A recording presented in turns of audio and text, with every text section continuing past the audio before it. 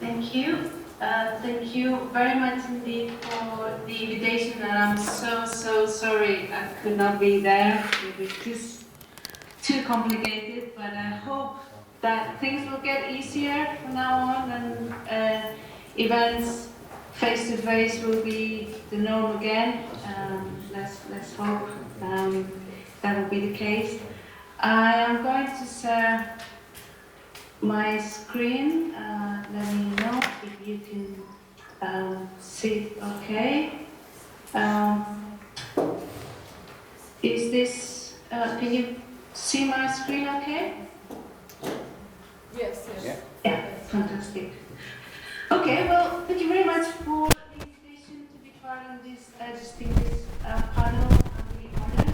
I also have the responsibility of being first and also keeping people awake after lunch. So that's always a daunting prospect. So I'll do my best. I will keep to around 15 minutes. Please let me know if I speak for too long. It is a warning. So I'm going to kind of give you my view of this on the places lagging behind and what innovation policy can do and what I think is missing. I'll give you some examples and I'll give you some kind of some thoughts and I'll give you kind of my 2 cents on the debate, and hopefully that will keep some interesting discussions in the panel. So you probably agree with me that kind of there's been a bit of innovation backlash in the last few years.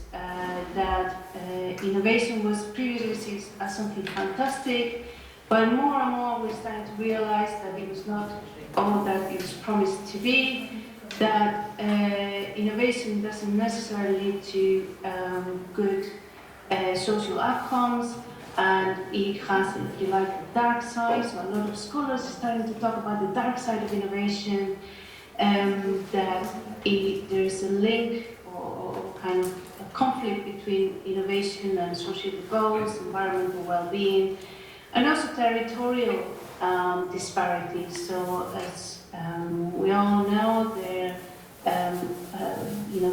debate around the geography of discontent and places that don't matter is very much an important issue these days. Here in the UK, you probably know that the UK is one of the countries with the greatest regional disparities in the industrialized world. At the same time, one of the most centralized. And there is a huge political debate about leveling up regions. Still very much at the rhetoric level, not very much made concrete, but it is reaching the political agenda. There's also discontent in terms of the type of innovation that we are promoting. There's a bias towards high tech, towards radical innovation, disruptive innovation. I work in a business school. Disruptive innovation is something that everybody loves. The Silicon Valley idea of move fast and break things. Perhaps we're not paying enough attention. There's a very nice book on the innovation delusion by Vincent and Russell, talking about the importance of maintenance and care, and also scholars like Kenny Morgan talking about the importance of the foundational economy, essential activities that are key to the well-being of citizens, such as care, education, food. And this has been made even more present by the COVID pandemic, the climate emergency, and scholars are saying, well, we need to rethink our values, we need to rethink our theoretical frameworks and normative assumptions. And it's a very nice paper by Ron Martin in Regional Studies, Regional Science this year that talks about precisely this and the need to maybe reconceptualize what we mean by value, how we measure it. So there is, I think, a kind of breadth of ideas around this. And in innovation policy, This debate is not new. It's been going on for a while, I think. And innovation policy scholars, very much influenced by socio-technical transition studies, they have been talking about the need to promote not just more innovation, but better innovation, this idea of directionality. And you're probably familiar with many of these terms that have come up in the last few years. In terms of transformative innovation policy, mission-oriented innovation policy, so Matsukato's kind of mission economy, responsible research and innovation, also rethinking innovation systems so that they are mission-oriented or problem-oriented. And so plethora of new terms, new ideas, with commonality, which is the idea of direction, right? Direction of innovation policy, that the focus will be not on more technologies or better technologies, but on societal problems or challenges or grand challenges. And also the idea that in order to solve these problems, we don't just need technologies, but also need social change, regulatory change, and different institutions and so on. And this requires a coordination across different policies or policy mixes, across different levels and areas of policy. So, acknowledging the complexity and the need for kind of systemic interventions to address these challenges. And I think, well, this is all very good, but I see two problems in this debate on challenge-oriented or mission-oriented innovation policies. One is that it tends to take missions and challenges for granted.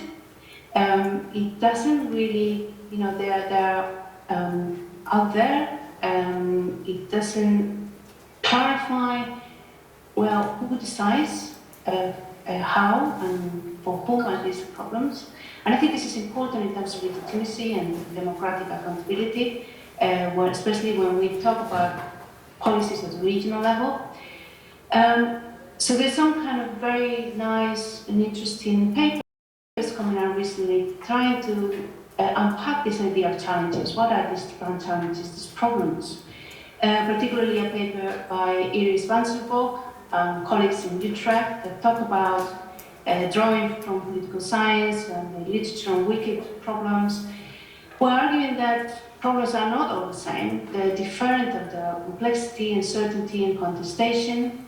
So we need to consider complexity of solutions, but also complexity of problems, and also that problems are temporary, right? They need to align problems and solutions, depending on how we frame things, will open up different options for solutions.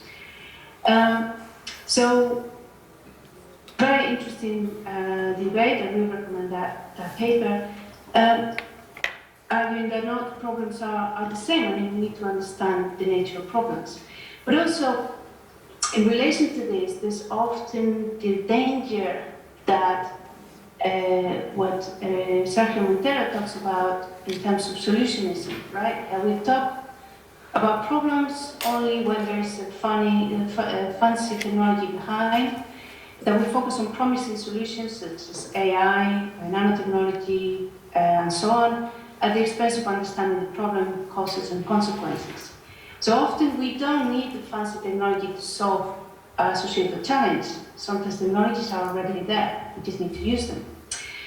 But the second challenge that I see, the second problem, is that the role of regions in this agenda is not very clear. So what role is there for regions, for place, for geography in this mission-oriented agenda? There's almost an implicit assumption that problems are global and therefore they need to be dealt with at the supranational level, European or national level, often through big solutions, radical solutions from the top down. And I think this is very much kind of Matsukato's approach, in my view. We tend to neglect that regions experience problems in a different way. They have different problems. There is a geography of problems as well as a geography of technologies and solutions. And the policies that are going to be needed to put in place to solve these challenges are often going to be local. So for obvious reasons. So there is a tendency to neglect the kind of multi-level governance of policies to address grand challenges. So I think this is something that is still being developed. So that, if you like, in terms of the debate in innovation policy, scholars working in smart specialization, regional innovation systems are also starting to think around these lines. They're also starting to rethink their normative assumptions and is starting to acknowledge the need to get directionality in innovation, regional innovation policy. So a number of papers have acknowledged some limitations in smart specialization.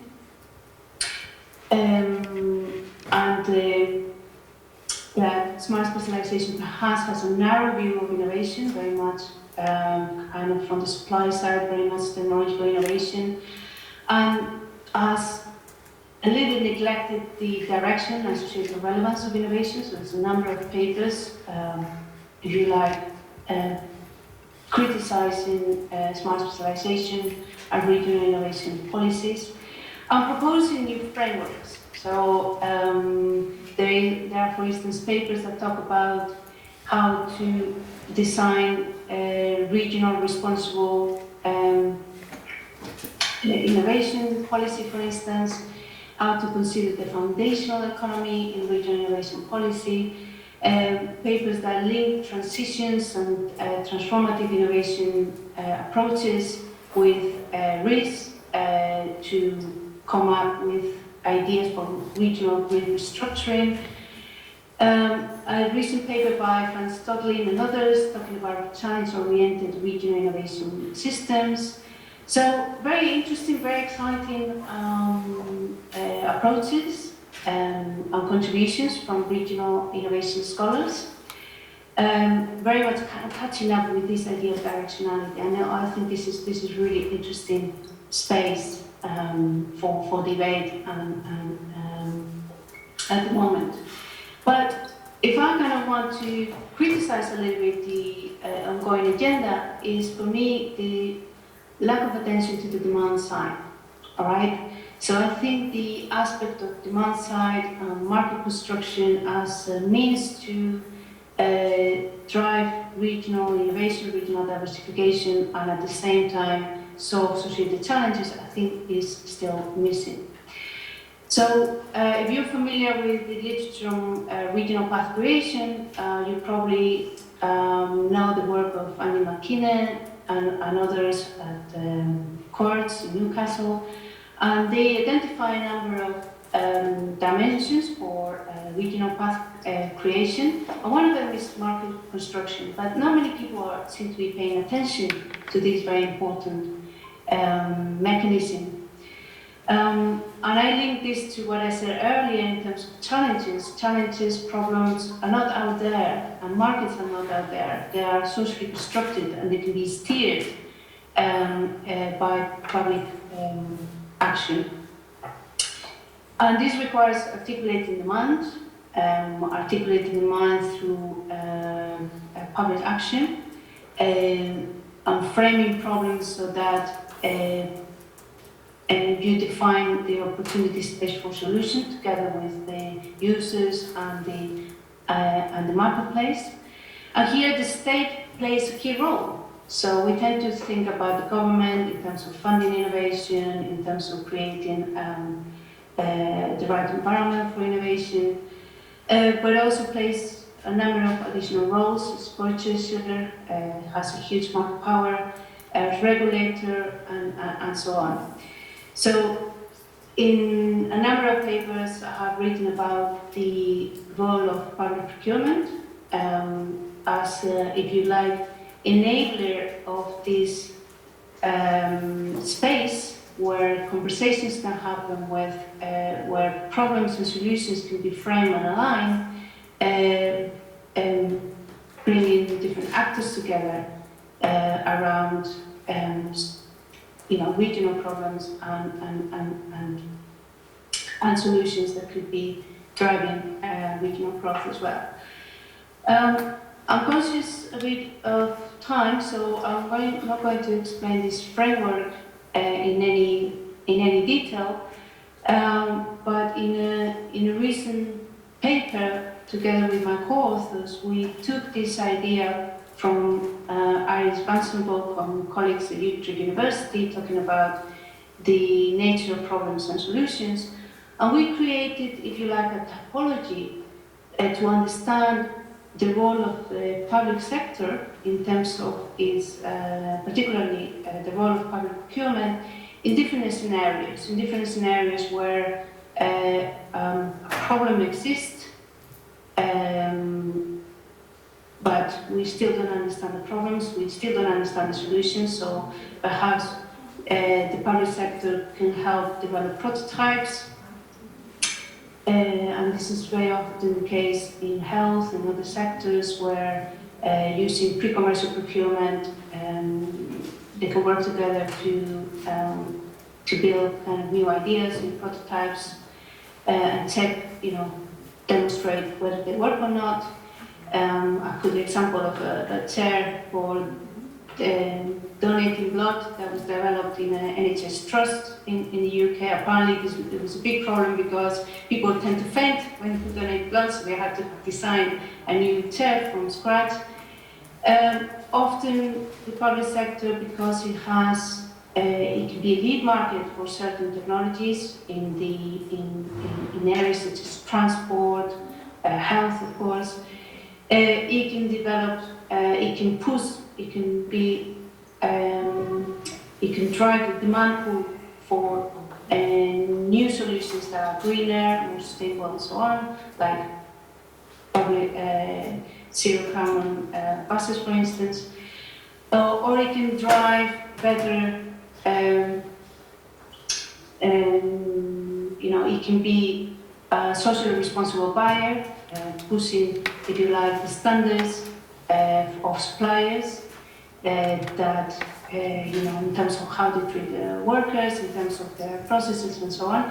But where it gets interesting is, I think, where the public sector can shape markets, can actually create, can articulate a market for solutions that perhaps exist, but there is a chicken and egg problem where the private sector does not invest in particular solutions because the market is uncertain or is fragmented, the right regulatory frameworks are not there, or the right incentives for investment are not there for technologies that can be developed further or scaled up.